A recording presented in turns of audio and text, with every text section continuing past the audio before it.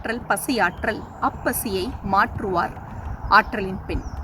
பசியை பொறுத்து கொள்ளும் நோன்பை கடைபிடிப்பதை விட பசித்திருக்கும் ஒருவருக்கு உணவு அளிப்பதே சிறந்ததாகும்.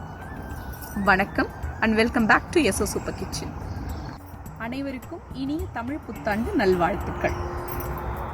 நம்ம வீட்டில் என்ன விசேஷம்னாலும் அறுசுவை விருந்து படைச்சு அதை தலவாழ இலை போட்டு பரிமாறுறது தான் நம்மளுடைய வழக்கம். அந்த சுட சுட உணவை வாழை இலையில் பரிமாறி அதை பிசைஞ்சு நம்ம சாப்பிடும் பொழுது அந்த உணவுடன் கலந்து வாழை இலையில் இருக்க நிறைய மருத்துவ குணங்கள் நமக்கு வருது. வாழை இலையில் இருக்க குளோரோஃபின் நம்ம உடம்புக்கு போகிறனால நமக்கு ஸ்கின் டிசீஸ் வராமல் தடுக்குது. அது மட்டும் இல்லாமல் உடம்புல ரத்த ஓட்டத்தை சீராக்குது. இது போல் பல மருத்துவ குணங்கள் இருக்குது.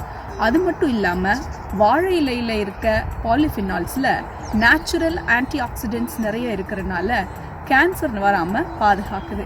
இப்போ ஏற்பட்ட மிகச்சிறந்த வாழை இலையில் நம்ம உணவு எப்படி பரிமாறுறது, முதல்ல வாழை இலையை எப்படி போடணும், அதில் உணவை எப்படி பரிமாறணும், அது மட்டும் இல்லாமல் பரிமாறப்பட்ட உணவை நம்ம எந்த ஆர்டரில் சாப்பிடணும் அப்படிங்கிறத தான் இந்த வீடியோவில் நம்ம பார்க்க போகிறோம். வாங்க வீடியோக்குள்ளே போகலாம்.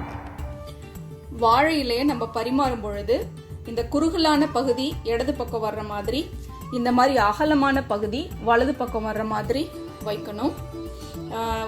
இலையை நான் ஏற்கனவே கழுவிட்டேன்.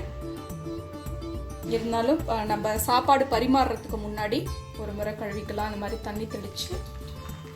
இந்த இலை பாருங்க, நான் நேற்று தான் இந்தியன் ஷாப்பில் வாங்கிட்டு வந்தேன். நல்லா ஃப்ரெஷ்ஷாக இருந்தது. நான் வாங்கிட்டு வந்தப்போ இப்போ அதுக்குள்ளே வாடிடுச்சு. நேற்று நைட்டு தான் வாங்கினேன். வீட்டில் இந்த மாதிரி இலை வாங்கிட்டு வந்தால் எப்படி ஃப்ரெஷ்ஷாக வச்சுருக்கிறதுன்னு உங்கள் யாருக்காவது தெரிஞ்சதுன்னா ப்ளீஸ் எனக்கு கமெண்ட்ஸில் டிப்ஸ் கொடுங்க. ஓகே, இப்போ இலையை கழுவியாச்சு. நம்ம சாப்பாடு சர்வ் பண்ண ஆரம்பிச்சிடலாம். ஃபஸ்ட்டு தண்ணி வைக்கணும். இலை போட்டோன்னே தண்ணி வச்சுட்டு அடுத்து உப்பு வைக்கணும்.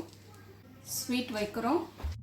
அறுசுவையும் கலந்த மாங்காய் பச்சடி, அடுத்து ஊறுகாய், வடை, அப்பளம், அவரைக்காய் பொரியல், புடலங்காய் கூட்டு, வாழைக்காய் வறுவல், சாதம், பருப்பு, உருக்கின நெய், சாம்பார், வத்த குழம்பு, பாயசம், ரசம், தயிர், தாளிச்ச மோர்.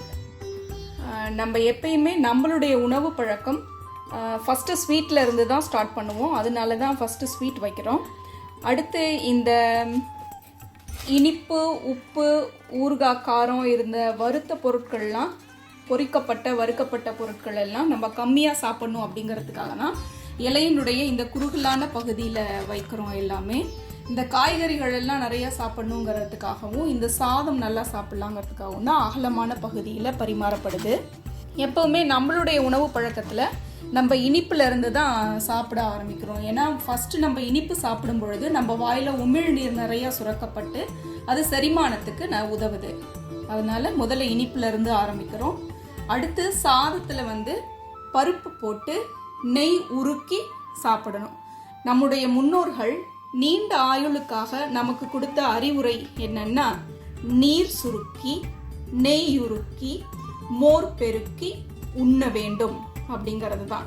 அதாவது சாப்பிடும் பொழுது தண்ணி கம்மியாக குடிக்கணும், நெய் சாப்பிடும் பொழுது அதை உருக்கி சேர்த்துக்கணும், மோர் நிறையா குடிக்கணும்.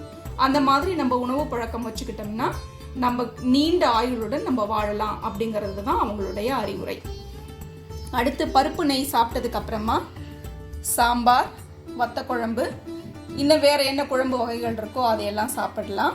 அதையெல்லாம் சாப்பிட்டு முடிச்சதுக்கு அப்புறமா பாயசம் சாப்பிட்டு முடிச்சுட்டு அடுத்து இப்போ இது வரைக்கும் நம்ம சாப்பிட்ட பொருட்கள் எல்லாம் நல்ல செரிமானம் ஆகிறதுக்காக சீரகம், மிளகு இதெல்லாம் சேர்த்து நம்ம செஞ்ச ரசம் சாப்பிட்டு முடிச்சுட்டு, இது வரைக்கும் நம்ம சாப்பிட்ட பொருட்கள் எல்லாம் நல்லா செரிமானமாகணும், நல்ல உஷ்ணமான பொருட்கள்லாம் நம்ம சாப்பிட்ருப்போம். அதை நல்லா ஜீரணிக்கிறதுக்காக தயிரில் இயற்கையாகவே இருக்கிற பாக்டீரியா நம்மளுடைய உணவு செரிமானத்துக்கு ரொம்பவும் உதவுது. ஸோ தயிர் சாப்பிட்டு முடிச்சுட்டு அடுத்து நம்ம மோரில் நம்மளுடைய உணவை முடிக்கணும்.